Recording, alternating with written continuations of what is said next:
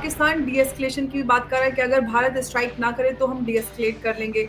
उकसा खुद रहे हैं, डी-एस्केलेशन की भी बात करेंगे। जिस दिन से ये मुल्क बना है उस दिन से कश्मीर के लिए ये लड़ रहा है और बेतुकी लड़ाई है। इसने ताबड़तोड़ बमबारी उन्हीं कश्मीरियों के घरों पे करी जिसकी वो आए दिन माला जपता है। इनको कोई दर्द नहीं है, इनको कोई प्यार नहीं है कश्मीरियों से। पाकिस्तान ने सिर्फ कश्मीर के अंदर 12,500 आतंकी हमले करे हैं। तकरीबन 6,000 6,500 के करीब सिविलियन वहां पर मारे हैं। भारतीय सेनाओं ने भी वहां पर 14,000 तक पाकिस्तानी या पाकिस्तानी समर्थित आतंकवादियों को मारा है।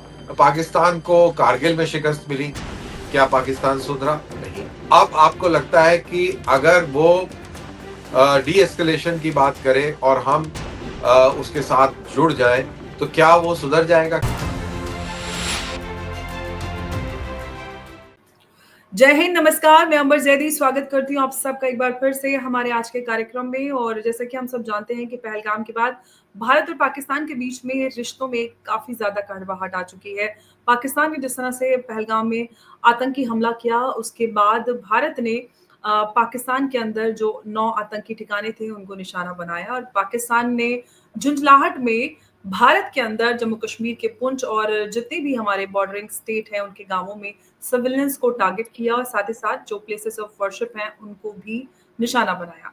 अब इस सब से जो पाकिस्तान कर रहा है लगातार, ड्रोन स्ट्राइक हो या फिर मिसाइल हो, वो लगातार कर रहा है, लेकिन उसके मिसाइल में, ड्रोन्स में इतना दम नहीं है। लेकिन जो भारत की जवाबी कार्रवाई है वो पाकिस्तान को बहुत महंगी पड़ रही है। पाकिस्तान ये विक्टिम कार्ड प्ले करने की कोशिश कर रहा है। एक तरफ तो डी-एस्केलेशन की बात कर रहा है, दूसरी तरफ वो उकसावा भी कर रहा है, भारत को उकसाने की कोशिश कर रहा है। इसी सब पे बात करेंगे कि क्या कुछ आगे हम इस पूरे मामले में देख सकते हैं। और बात करने के लिए हमारे साथ मौजूद हैं कर्नल दानवीर सिंह।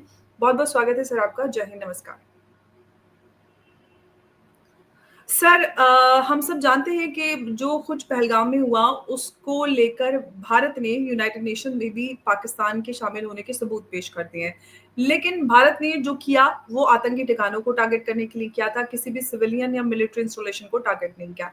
लेकिन पाकिस्तान ने जवाब में हमारे सिविलियन और मिलिट्री इंस्टॉलेशंस को भी टारगेट करने की कोशिश की, प्लेसेस ऑफ वर्शिप्स को टारगेट करने की कोशिश कर रहा है। इनफैक्ट दिल्ली पे भी उन्होंने फतेह 2 उन्होंने लॉन्च करने की कोशिश की, लेकिन उसको हमने इंटरसेप्ट कर दिया। सवाल ये है सर, अब पाकिस्तान डी-एस्केलेशन की भी बात कर रहा है कि अगर भारत स्ट्राइक ना करे तो हम डी-एस्केलेट कर लेंगे। उकसा खुद रहे हैं, डी-एस्केलेशन की भी बात करेंगे। ये जो हिपोक्रेसी है सर, इसको कैसे देखा जाना चाहिए? पाकिस्तान आखिर क्या चाह रहा है? देखिए, पाकिस्तान ये चाहता है कि वो बर्बाद हो जाए और पाकिस्तान चाहता है कि कश्मीर के नाम पर ही वो पूरी तरह से तबाह हो जाए। देखिए, जिस दिन से ये मुल्क बना है उस दिन से कश्मीर के लिए ये लड़ रहा है और बेतुकी लड़ाई है। क्योंकि हमने देखा कैसे लाइन ऑफ कंट्रोल के ऊपर अ, इसने ताबड़तोड़ बमबारी उन्हीं कश्मीरियों के घरों पे करी जिसकी वो आए दिन माला जपता है, जिनके नाम पर आए दिन कस्में खाता है, जिनके नाम पर आए दिन फटने को तैयार रहता है। कश्मीर घाटी के अंदर भी उसने हमला किया, वो भी सिविलियंस के ऊपर किया। तो आप ये देखिए कि इनको कोई दर्द नहीं है, इनको कोई प्यार नहीं है कश्मीरियों से। लेकिन ये बात तय है कि ये ऊपर वाले की तरफ से एक सौगात है, एक मौका है। इस मुल्क को तबाह करने के लिए हमें एक कारण मिला है और इस कारण को हमें छोड़ना नहीं चाहिए। क्योंकि देखिए, याद रहे कि 2000 से आज तक अगर south Asian portal on terrorism की बात करें, उसके आंकड़ों की बात करें, और मैं आपको मोटा-मोटी बता रहा हूँ कि तब से लेके आज तक पाकिस्तान ने सिर्फ कश्मीर के अंदर 12,500 आतंकी हमले करे हैं। 12,500 और तकरीबन 6,000 6,500 के करीब सिविलियन वहां पर मारे हैं और 3,500 के करीब वहां पर सिक्योरिटी फोर्सेस के लोग मरे हैं। और वो बात अलग है कि भारतीय सेनाओं ने भी वहां पर 14,000 तक पाकिस्तानी या पाकिस्तानी समर्थित आतंकवादियों को मारा है। तो इतना ज्यादा खून खराबा पाकिस्तान ने किया है। पाकिस्तान को कारगिल में शिकस्त मिली। क्या पाकिस्तान सुधरा? नहीं। क्या पाकिस्तान सर्जिकल स्ट्राइक के बाद सुधरा? बिल्कुल नहीं। क्या बालाकोट के बाद उसको कोई खास बुनियादी फ़र्क पड़ा? थोड़े दिन के लिए सदमे में रहा, फिर उसने पहलगाम कर दिया। और अब आपको लगता है कि अगर वो डी एस्केलेशन की बात करें और हम उसके साथ जुड़ जाएँ, तो क्या वो सुधर जाएगा? क्या आपको लगता है कि ये कुछ स्ट्राइक्स जो हमने करी हैं, इससे पाकिस्तान की सोच बदली हो गई है? क्या आइडिया ऑफ पाकिस्तान जो हिंदू और इंडिया हेट की बुनियाद पर बना है, क्या वो बुनियाद तबाह हो जाएगी? तो ये सवालों का अगर आप जवाब सही दिल से देंगी, तो आपको इसका भी जवाब मिल जाएगा कि भारत को डी-एस्केलेट इस समय करना चाहिए कि नहीं करना चाहिए। देखिए, पाकिस्तान के बहुत महत्वपूर्ण ठिकानों पर हिंदुस्तान की अफ़वाजों ने अफ़वाज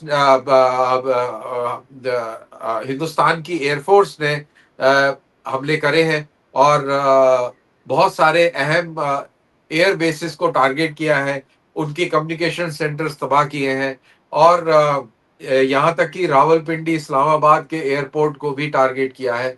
तो रावलपिंडी, इस्लामाबाद का एयरपोर्ट हो, चाहे सियालकोट का हो, पंजाब के चकलाला एयरबेस और नीचे शुकूर तक चले जाएँ, तो वहाँ तक के एयर बेसेस की बात करें तो भारत ने टारगेट किया है और भारत ने सारी वो मिसाइलें गिरा दी हैं, चाहे वो फ़तेह मिसाइल हो, चाहे वो हफ़्त मिसाइल हो जिसका उन्होंने प्रयोग किया, चाहे उन्होंने ड्रोन्स कामाकाज़ी ड्रोन्स, बैरक्तार ड्रोन्स का इस्तेमाल किया, वो सारे मार गिराए हैं। तो भारत की तरफ से बहुत ही पुख्ता जवाब पाकिस्तान को दिया गया है और पाकिस्तान इसको लेकर बहुत सदमे में है क्योंकि पाकिस्तान को ये उम्मीद नहीं थी।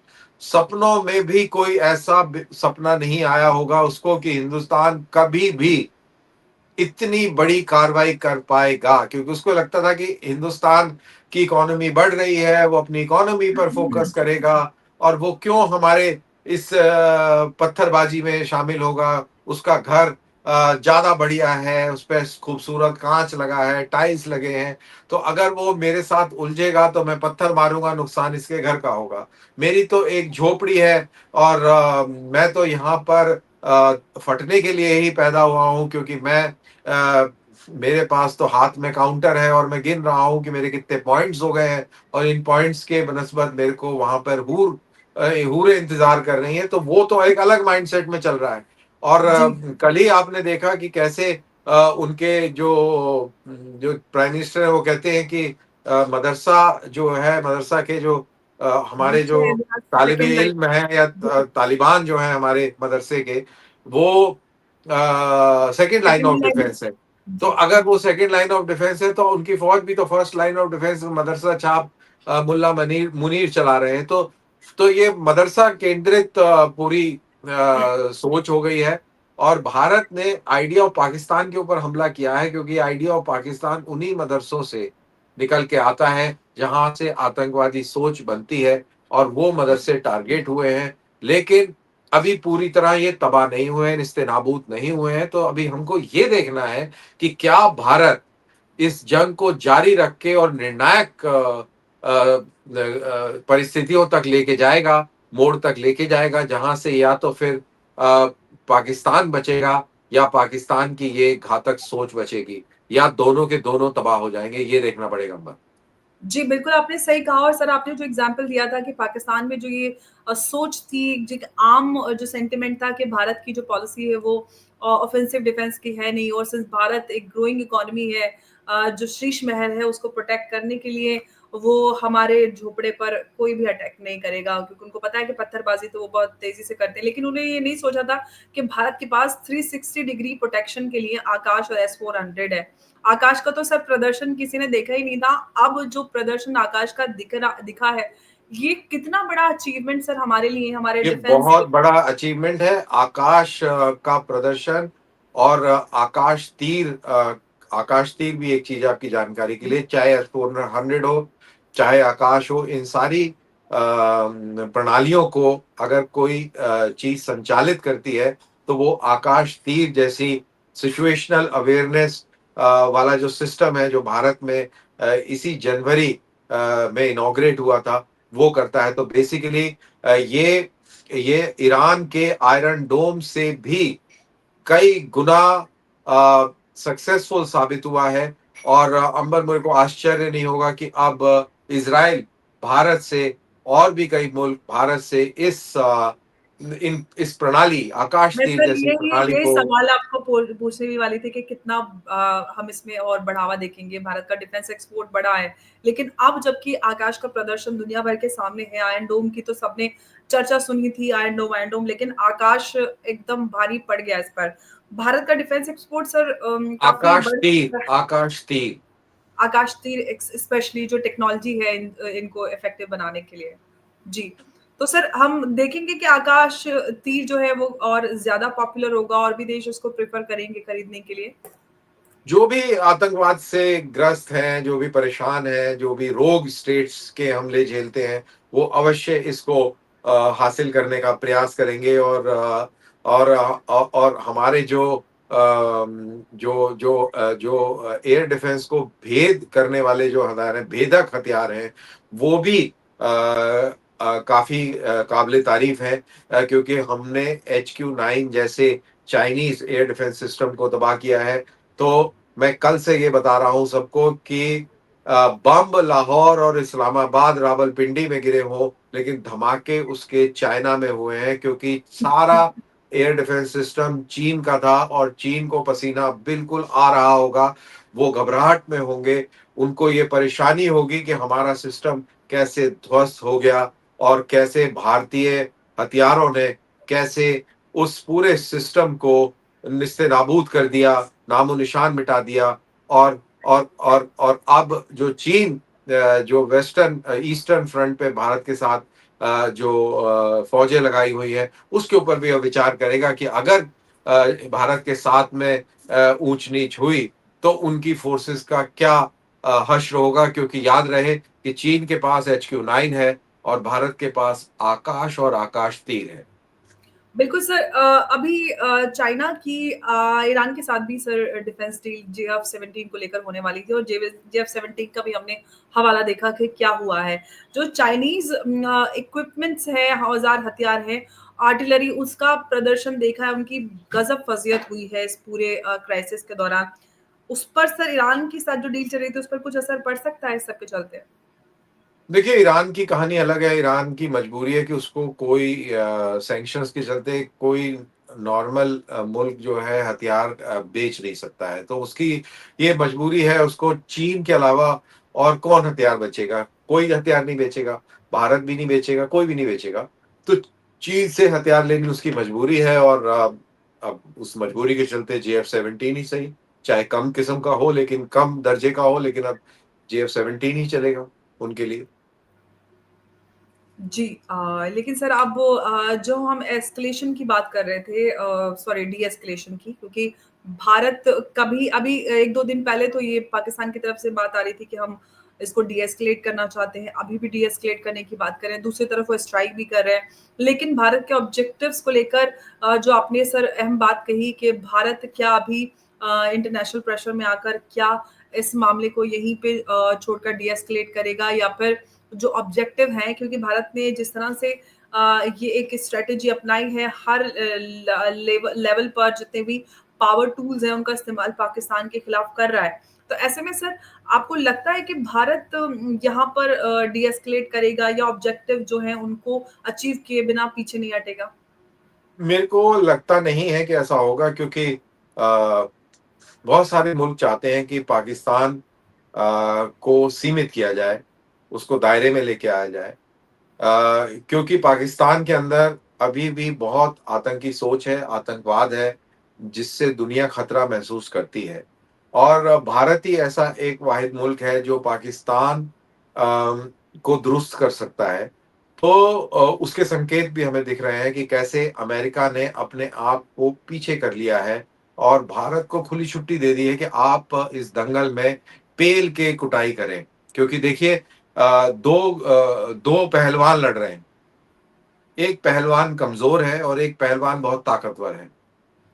पहले जब ये 2 पहलवान लड़ते थे, तो अमेरिका रेफ़री करता था और वो बॉक्सिंग रिंग में या पहलवान कुश्ती के उस दायरे में घुसकर और छोटे वाले पहलवान को बचा लिया करता था। और भारत मजबूर हो जाता था, भारत पीछे हट जाता था। ये हमने आज से नहीं, शुरू से ये कार्रवाई देखी है, चाहे वो 65 हो, 71 हो, 99 हो, या आपने पराक्रम के टाइम में देखा कि कैसे हमने फौजें लगाई, लेकिन हमको कार्रवाई करने से रोक दिया अमेरिका ने। तो हमेशा वो छोटा बदमाश पहलवान बचता रहा। लेकिन इस बार ट्रम्प सरकार ने बहुत प्यारी बात करी है, मैं तो कल से बहुत खुश हूँ। उसने बोला है कि देखिए, ये इससे, इस जंग से अमेरिका का कोई लेना-देना नहीं है। जी, उनके जेडी वांस सेक्रेटरी ने कहा है कि हमारा जेडी इससे, वांस इस जंग है। से लेना-देना कोई नहीं है। इन दोनों मुल्कों को आपस में बात करनी चाहिए। और आज कहा है कि अगर हमको बोलेंगे तो हम इन दोनों की मदद कर देंगे। लेकिन मूलतः वो उससे हट गए हैं। अब वो छोटे पहलवान को नहीं बचाने आ रहे हैं, और बेसिकली वो ये कह रहे हैं कि कूट दो साले को। तो अभी पेल के कूटा जा रहा है, और इस कुटाई के अंदर हमें चीन भी साथ दे रहा है। देखिए, चीन उसका हिमालय से भी ऊंचा दोस्त है, और समुद्र से भी गहरा दोस्त है। मतलब इतना गहरा दोस्त और इतना ऊंचा दोस्त है वो वो भी हमें हमारे को हमें बस सिर्फ बता रहा है ना? हमें अर्ज कर रहा है वो, कि साहब, अर्ज है कि आप, गुजारिश है कि आप जो है इनसे बातचीत कर लें और इसको सुलह करें।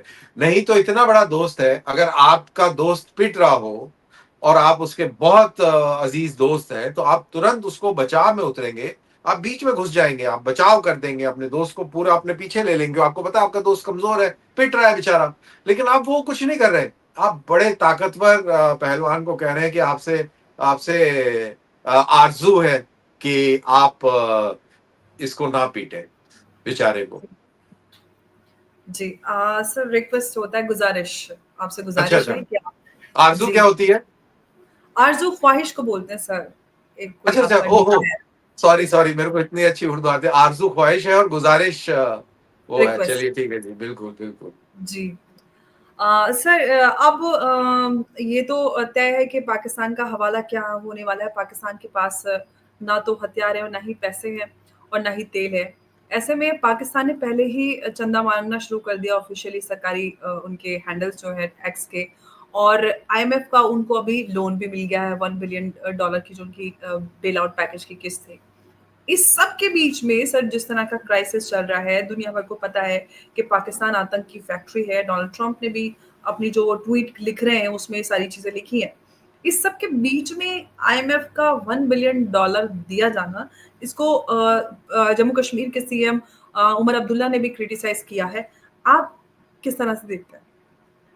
मैं तो इसको बहुत अच्छी नज़र से देखता हूँ। देखिए, उसको उसको भी रिश्वत दे दी गई है। उसके फौजियों को बोला है कि भैया, तुम्हें पैसे मिल गए तो मज़े करो और भागो यहाँ से। दुबई जाओ, कनाडा जाओ, लड़ाई-वड़ाई छोड़ो। समझ रहे हैं आप? तो ये उसको बोला गया है कि ये ले पैसे पकड़ यार, तुम लोगों को पैसे से मतलब है, तुम्हें और किसी से तो मतलब नहीं है। तो छोड़ यार, काहे को तू पूरे इलाके को बर्बाद करने में आमादा है।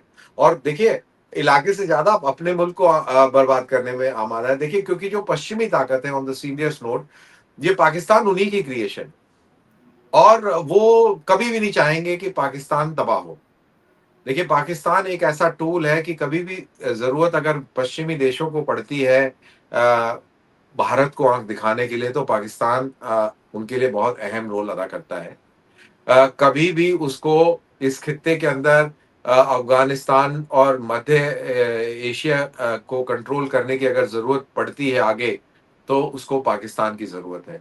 अगर उसको ईरान के ऊपर कोई बहुत बड़ी निर्णायक कार्रवाई करनी है, तो भी पाकिस्तान की ज़रूरत है।